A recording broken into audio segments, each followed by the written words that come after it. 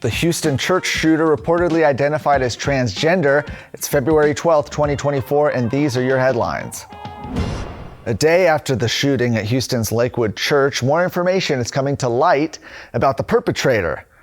On Sunday, Janess Moreno opened fire in the church, shooting a 5-year-old child and a 57-year-old man. 2 off-duty law enforcement officers, one with the Houston Police Department and another with the Texas Alcoholic Beverage Commission, confronted Moreno, ultimately shooting and killing the shooter. Moreno's rifle had the phrase "Free Palestine" written on it. Now, new reports reveal Moreno identified as transgender, also using the name Jeffrey Escalante. And there was initial confusion amid mixed reports whether Moreno was biologically male or female. This afternoon, Houston police said she was a female who used a male alias. Sarah Gonzalez, the executive director of Defend Our Kids Texas, said the confusion was, quote, "a great reminder that the trans ideology is stupid and nonsensical," adding that transgender ideology kills. Libs of TikTok, a conservative watchdog account on X, referred to the event as, quote, "another act of trans terrorism," referencing last year's school shooting in Tennessee by another trans shooter. Moreno also had a number of previous arrests, including assault, forgery, marijuana possession, theft, and unlawful carrying of a weapon. Following the shooting, Governor Abbott called the shooting tragic and said that places of worship are sacred. He said he had been in contact with Mayor Whitmire and offered the full support and resources of the state of Texas, including DPS and Texas Rangers, to help this community and help bring swift justice to the criminal who committed this heinous act. The Texas Republican Party State Executive Committee approved in a historic 55-4 vote on Saturday a resolution censuring House Speaker Dade Phelan. The resolution concurs with most of Jasper County's own censure resolution, which they passed back in November. In December, the SREC considered the Jasper County concurrence before giving Phelan and the full body of members time to prepare for the vote that happened on Saturday, February 10th. Specifically, the resolution discourages Phelan from participating in this year's Republican Party primary.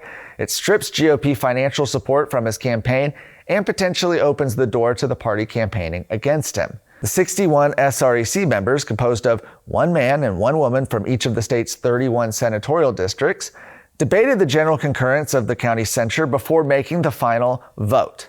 Opposing the resolution was Joe Poyman of Texas Alliance for Life.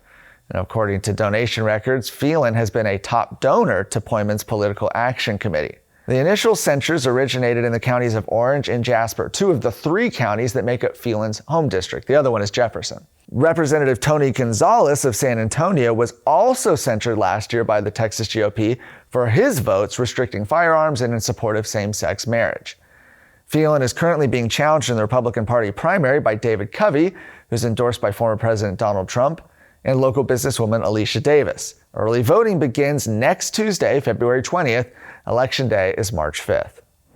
If you're not watching the Luke Macias Show, then you are not as engaged as everybody else is in Texas who's trying to make a difference, knowing exactly what's going on so that they can take action on the things that really matter. Guys, watch us on the Roku app for Texas Scorecard. Watch us on YouTube. Listen to us on Apple Podcasts, Spotify. Get engaged, get more informed, so together we can actually make a bigger difference on things that matter for the future of Texas. God bless you.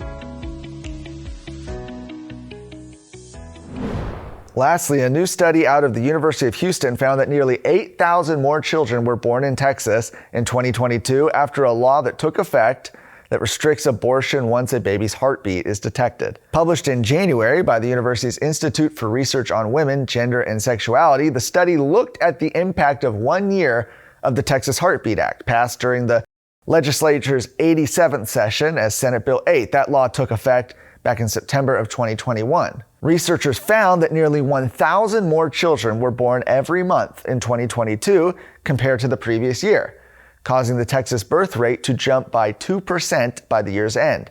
That is the first time Texas has experienced a birth rate jump since 2014, 10 years ago. Kimberlyn Schwartz, the director of media and communication at Texas Right to Life, celebrated news of the study's results. In a statement to Texas Scorecard, her group had been central in pushing for the Heartbeat Act when it was in the Texas legislature. And the new study highlights the power of this movement. She said that there are 8,000 children alive today who otherwise could have been aborted.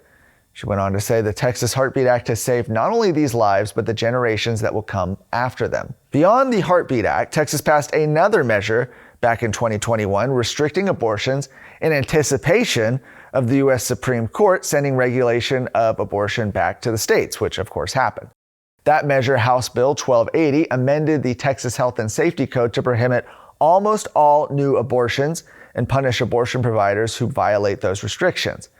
Performing an abortion is currently illegal in Texas except to save the life of or prevent substantial damage to the mother. There are also exceptions for ectopic pregnancies or if a mother's water breaks too early for the baby to survive.